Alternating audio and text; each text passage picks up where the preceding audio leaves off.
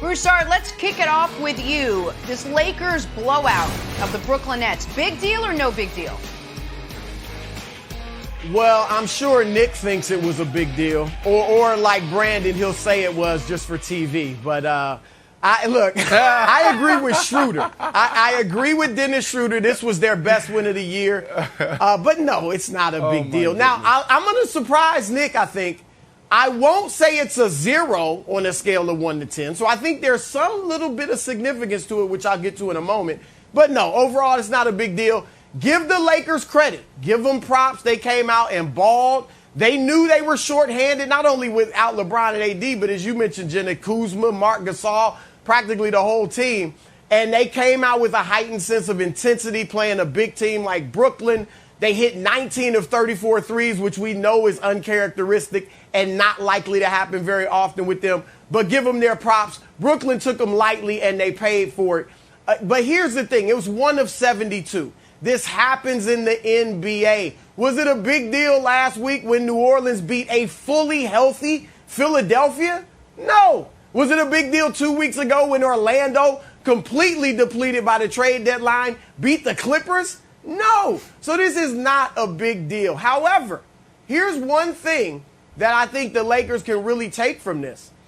You saw, and you saw it on the highlight, the way Andre Drummond just beasted LaMarcus Aldridge all night long. The Lakers do have the formula where they could give Brooklyn problems. I've said it about Philadelphia, but Philadelphia probably won't do it. But you got an inside presence like Drummond. You got a guy like LeBron who can control the tempo of the whole game. All right, if he's got the ball in his hands, he can make it a slower game, a faster game, whatever he wants. And then you've got one of the top defenses in the league.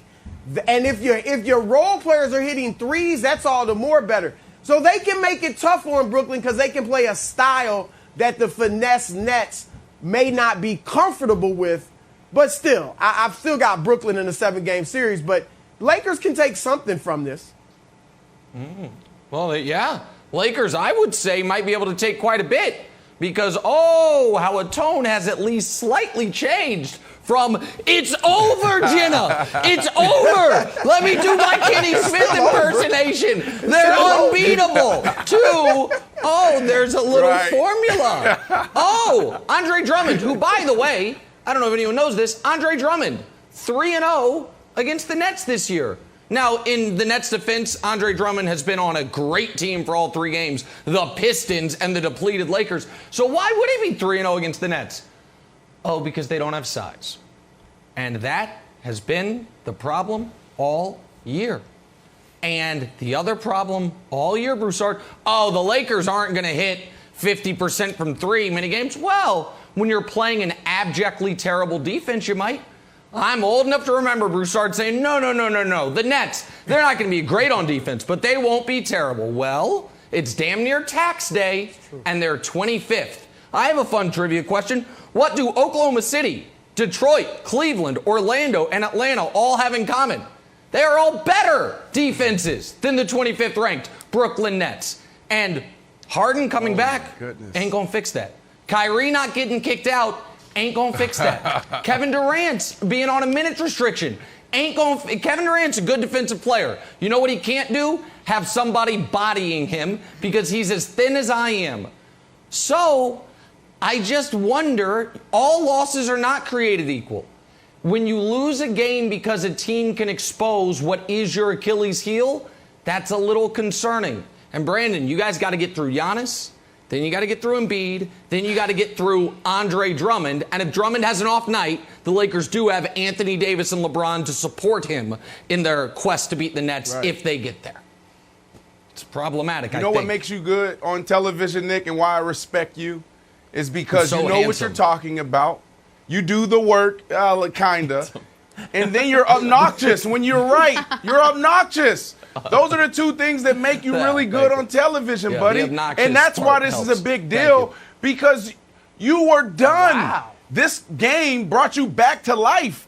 With this whole discussion around the Lakers and the Nets, that's why this game was a big deal, is because they brought you back to life, and all your points talking about defense and talking about rim protection. You're like, come on, man. We know at the end of the day it was 1 game. They were dry from the three-point line. 18% from the Nets? Where was the help from the bench? Shamit, where were you? Blake Griffin, where were you? Jeff Green, where were you? Where were these guys? They were non-existent. And then you're talking about Kevin Durant on the pitch count. Harden didn't play. And then you get your boy Kyrie ejected when they were within 4 points in the third quarter, 9 minutes to go. So that was the reason why they lost this game. But at the end of the day, big picture, they can't see the Nets. They can't see them. So great job, Lakers. Great job getting it done with nobody on the team on Saturday. So you gotta give them the respect. But at the end of the day, Wilds, we know the big picture. You know, the Nets is going to take it. We know it. Okay, I do not know that. I was more concerned than anyone on the crew besides maybe Nick. And Broussard, you called them the finesse Nets. I think that is an apt description because whereas, as you like to say, a team needs a dog on the team. The team needs somebody with like a little intensity. Who is that for the Nets? Is it Kevin Durant? He certainly can be mean on Instagram. I don't know if he's mean on the court. Is it Blake Griffin, the comedian? Who's the mean person? Who's your Draymond? Who's your Kevin Garnett?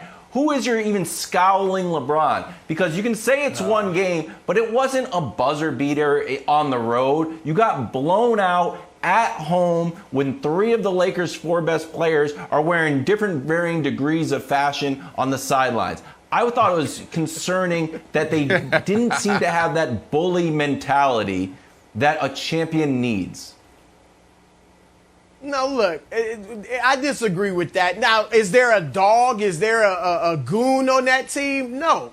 But Jeff Green's not a pushover, and they are finesse overall. Jeff, we're to the Jeff Green segment of the Jordan's season? got size. No, hold on. Nick said they don't have size.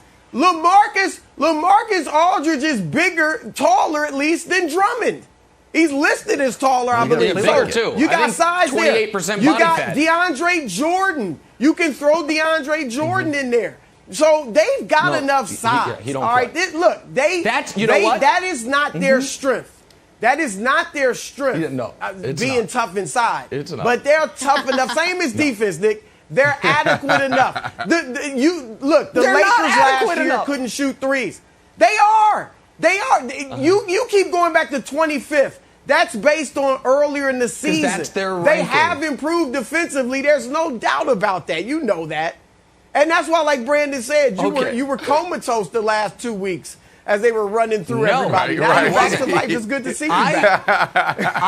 I was not comatose. I have been in the exact same place the whole time. There are 2 glaring weaknesses with the team, and they haven't addressed them. And by the way, spoiler alert, America, LaMarcus Aldridge ain't fixing it. You almost saw in this game why a Spurs team that could make the playoffs paid LaMarcus Aldridge to not play for them anymore because he is slow and cannot defend anymore. He was never a great defender. He is now an abjectly bad defender. And this doesn't even get to Kevin Durant's 8 turnovers in 22 minutes or Kyrie Irving's paid time off tonight. But I do wonder, and I hope Broussard's on the show Thursday, I would imagine he is, if Joel Embiid does this to him, if there's going to be a little more concern. Because I think it's Brooklyn, Philly on Wednesday. You know I've been saying this. That's what you're going to have. He should, but he's going to be shooting jumpers. He's going to be shooting 17-footers. Okay. Most of them. You're going to have KD, Kyrie, and Harden getting buckets. So it doesn't matter what Embiid's doing or Shaquille O'Neal or any other big that you want to bring back from the history of the NBA. It doesn't matter. Thanks for watching. Subscribe here to get the latest from the show. Also, be sure to check out more of the best clips from First Things First, or go watch a few segments from our other shows on FS1.